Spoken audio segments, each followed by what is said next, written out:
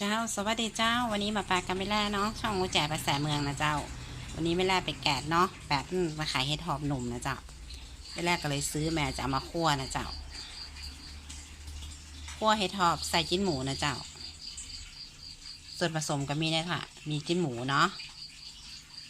มีพริกนะเจ้ามีกะปินะเจ้าคั่วนี่เขามาใส่แฮเนาะถ้าแกงเขาใส่นะเจ้าแล้วก็หอมแดงแล้วก็หอมขาวกระเทียมนะเจ้าอันนี้ยอดมะขามนะเจ้ายอดมะขามหรือว่าดอกมะขามก็ได้เจ้าเอาใส่ให้เป็นส้มน้อยๆนะเจ้าแล้วก็ชูรสดีนะเจ้าเดี๋ยวไม่แรกจะเอาพริกไปปั่นก่อนนะเจ้าแล้วจะเอาเห็ดหอบไปซอยเนาะ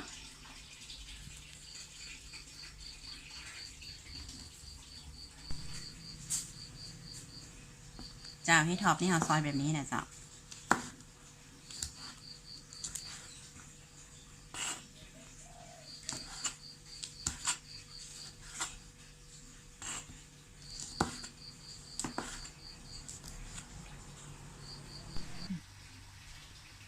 เอามาเริ่มทำเลยนะเจ้าใส่น้ำมันน้อยนึงนะเจ้าไม่ต้องใส่นักเนาะมันจะมันลงไป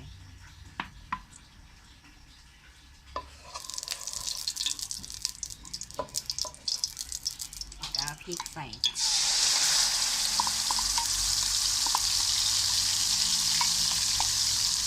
ถ้าข้าวแกงก็ทำเหมือนกันนะเจ้าเพียงแต่ว่าอันนี้ไม่แลกแบบใส่ไปฮะเนาะถ้าข้าวแกงนี่เขาจะใส่ไปฮะตัวนะเจ้าลาบคั่วนี่น้ำก็จะมีน้อยเดียวนะเจ้าแต่ถ้าแกงนี่มันจะมีน้ำมากเนาะมันแตกต่างกับที่เจ้าส่วนผสมอย่างอื่นนี่เหมือนกันทุกอย่างเลย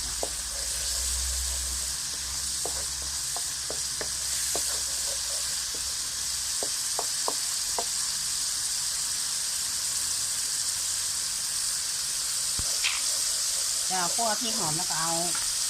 จิ้นหมูเข้าใส่เนี่ยจ้ะ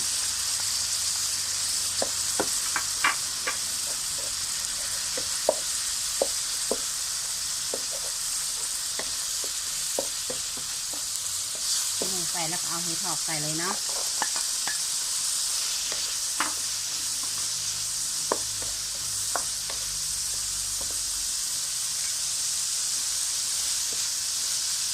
หยอดน้ำไปกันน้อยนะจ๊ะ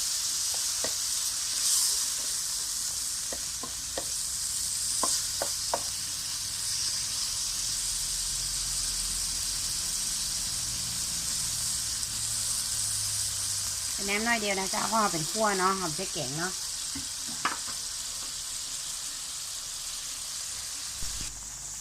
จ้ามะแกงเดือดแล้วเราก็ใส่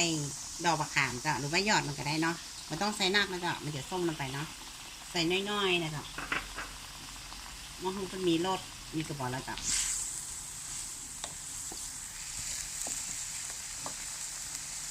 แล้วก็ใส่เครื่องปรุงตั้งไว้สักกำรอให้น้ำเป็นแห้งนะจ๊ะ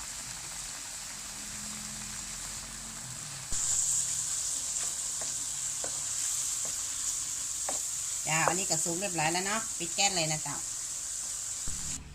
อันนี้ก็สุกเรียบร้อยแล้วเนาะพร้อมเสิร์ฟนะเจ้าคั่วเห็ดหอบเนาะของกินบ้านเฮานะเจ้าใครสนใจก็ลองเอาไปทำนะเจ้าสำหรับคลิปนี้ไม่แล่ไปก่อนนะเจ้าไปลืมกดติดตามเพื่อไม่แล่ตัวนะเจ้าสวัสดีนะเจ้า